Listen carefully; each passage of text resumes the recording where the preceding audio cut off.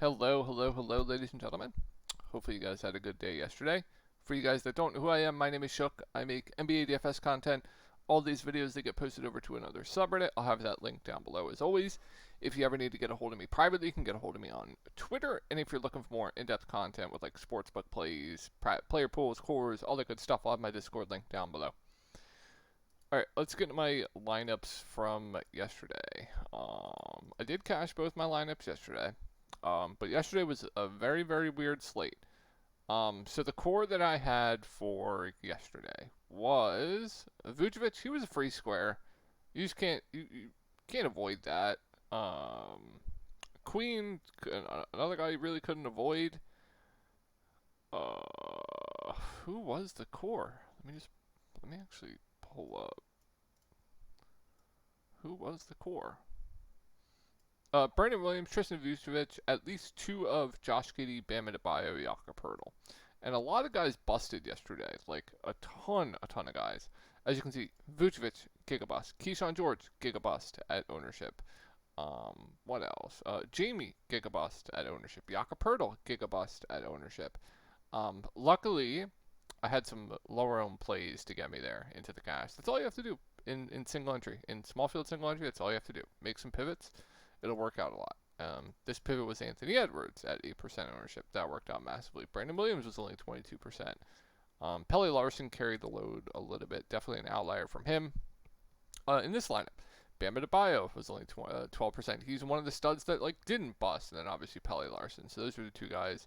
And Brandon Williams was lower owned in this one. So those are the two to three guys that carried the load yesterday with all the chalk busting. So yeah, let's go over the slate. Let me, as always, take a sip of water so my mouth doesn't get extremely dry while talking. I'll mute my mic again. Let me make sure it's just muted though.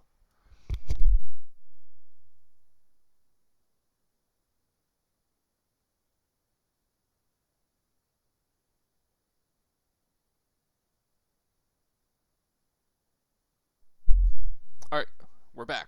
All right, cool. Glad that's working. I didn't know my microphone, if I just push up the boom, not like the thing that sticks out of the headset, if I just throw it up all the way, it like mutes the mic. So that's a pretty cool feature I did not know about. This microphone or headset's relatively new. All right, Charlotte, Atlanta on the both teams actually on a back-to-back here. So I have to monitor that. Man missed the game tonight.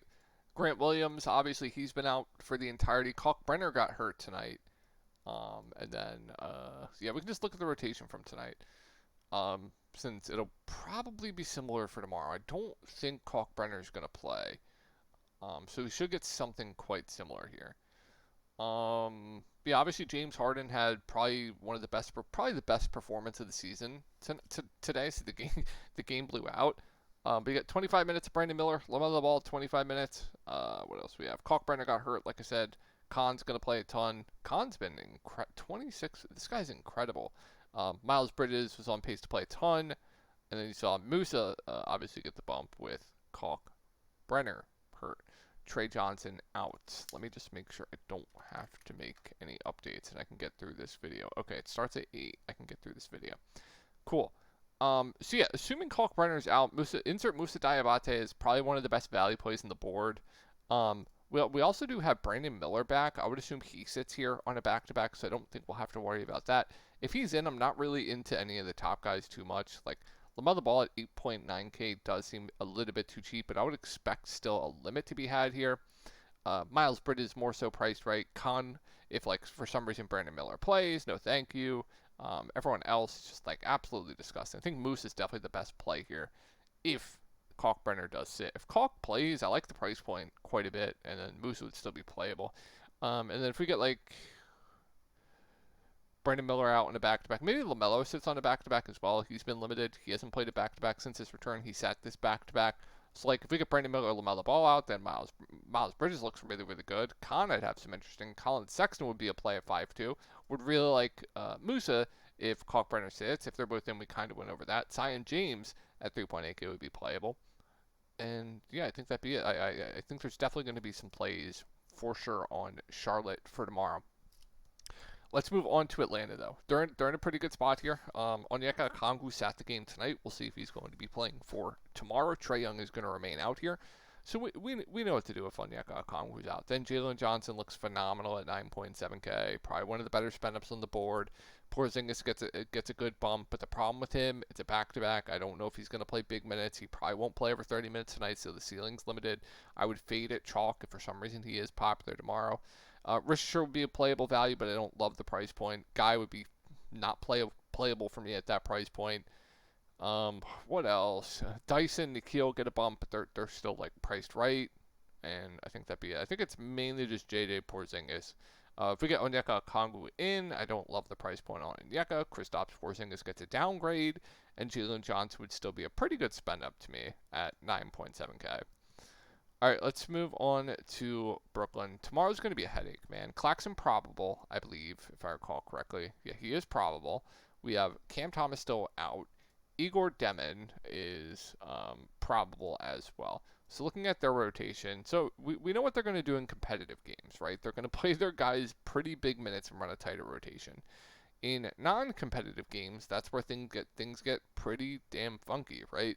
So I always say if I'm playing anyone against the Brooklyn Nets, I like to bring it back with like a Michael Porter Jr., who at 8.1K still has a really good role, chucking up 20 to 25 shots a game.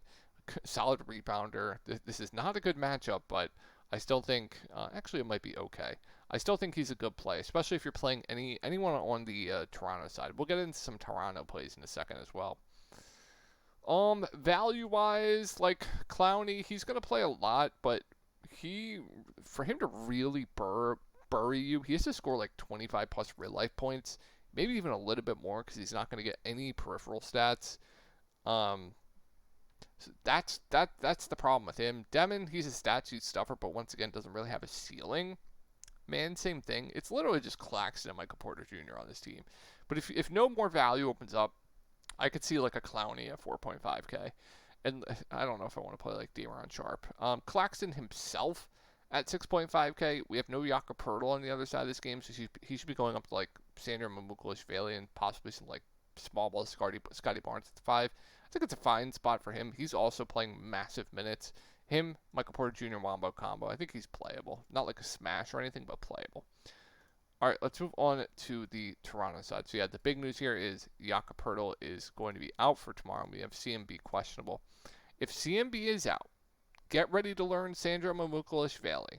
Even if CMB plays, get ready to learn Sandro Mamukelashvili if he starts. Love him. They control. They could do something else. If CMB is in, I really like both the bigs. Monitor if CMB is going to be on any type of limit, but both would look really solid values. This is a great matchup for all the guys up here. So I really like Scotty Barnes at 8.3K. Price point came down, doing a ton of ball handling, great rebounder, good score, great matchup, checks all the boxes. Manu quickly I have no issue with. RJ Barrett, Brandon Ingram. If I had to rank them, I'd go Scotty 1, Brandon Ingram 2, quickly 3, RJ Barrett 4. All pretty good plays, and then Sandro is definitely the best play here. If CMB is out as well, we're probably going to see a little bit more like Grady Dick potentially. Maybe they insert Mogbo back into the rotation. I don't know if he'd be playable though for me. All right, let's move on to Orlando here. They're also on a back-to-back. Paolo Banchero is going to remain out for this one. I'm pretty sure without a timetable for returns, he's going to be out. Suggs, I don't believe, has played a back-to-back yet. He has not, so he could potentially be out. So, if Suggs sits on a back-to-back, Anthony Black would be a really good value at 4.9K. Tyus will get more run, but unplayable to me. This is not the best spot for Wendell Carter Jr. Keta's been great around the rim, but he could pull Keta out to the three-point line and shoot some threes. So it's like not great, but not terrible. I don't mind him just because the minutes are massive. He did get into foul trouble tonight. And then, yeah, with no Powell, we know where the offense is coming from. It's Franz, it's Desmond Bane, it's Jalen Suggs. I don't think any of them are amazing at their price points in this spot, but I think they're solid. I think Franz would be my favorite. All right, moving on to the Boston side of things. This is a bad spot, once again, for the guys that shoot threes. You want to target the guys that are going to be doing pick-and-roll ball handlings. Like, that's all three of the top guys, but they're, like, kind of splitting usage. Like, I think Pritchard's scores, like, 20% of his points through pick-and-roll. Derek White's going to run some pick-and-roll. Jaylen Brown, etc. But three-point shooting is where you want to be where I do think Simons is interesting. This is a spot, he actually has a good spot here where he's running pick and roll off the bench. We've seen him get extended sometimes, like a 150 max large field tournament play I think is at least a little bit interesting. This is not the spot for Keta, so I'll be off him. And then, yeah, I always have interest in Jaylen Brown, Derek White, Peyton Pritchard. I think Brown's probably my favorite at 8.6K. All right, let's move on to the Clippers. They played today. Like I said, we saw that James Harden game, probably the best game I've seen this season. Out of anyone, we also have Bogey is going to be out for tomorrow, I believe, if I recall correctly. As for his game, actually, he's not been ruled out, so he could be back tomorrow. If Bogey does play, he's playable, but I don't love the price point. We also could have Kawhi Leonard back, I believe. Looks like he could be back, but I would expect him to be out here. Kobe Sanders, I don't want to play at chalk. If he is somewhat popular, I don't want to play it. I do like the spot here for John Collins quite a bit. I think he's a great tournament play as long as he stays out of foul trouble. So I'm really, really into John Collins. Harden's been incredible. He has one of the best roles for daily fantasy sports as it stands right now, so I don't mind that. If we get like Bogey out, yeah, like Kobe gets a bump, he's gonna have to play a ton. Dunn gets a bump. I feel like we can find better value though. John Collins is definitely my favorite play for the Clips for sure, and I don't think anyone's really going to want to play him tomorrow.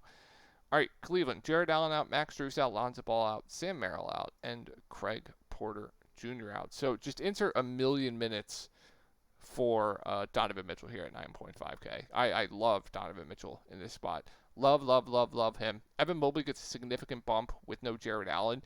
He's a really good point per dollar play. Darius Garland at 6.2K. I would expect that he's going to have to play a bit here, especially with no Craig Porter Jr. and no Lonzo Ball. So that price point's really cheap to me. Hunter's playable. Jalen Tyson's going to have to play a ton. He's a really solid value. I'm not going to play Dean Wade. Tomlin's going to get a bump. Maybe they enter like a Tyrese Proctor. No, they're not going to do that with Garland back. My bad. But yeah, I think Garland's good. I think he's going to have to play a bit. I love Donovan Mitchell. Evan Mobley's a good point per dollar play. Tyson's probably going to have to play a bit more. And then you'll probably see some Tomlin as well. So Donovan Mitchell, Evan Mobley, Darius Garland, DeAndre Hunter, Jalen Tyson. Yeah. All right, let's move on to Portland. I have no faith in this Portland team tomorrow, and I feel like there's going to be giga chalk. All right, Drew Holiday out, Shaedon Sharpe out, Scoot Henderson out. And you also have Klingon, who just got on the injury report as well.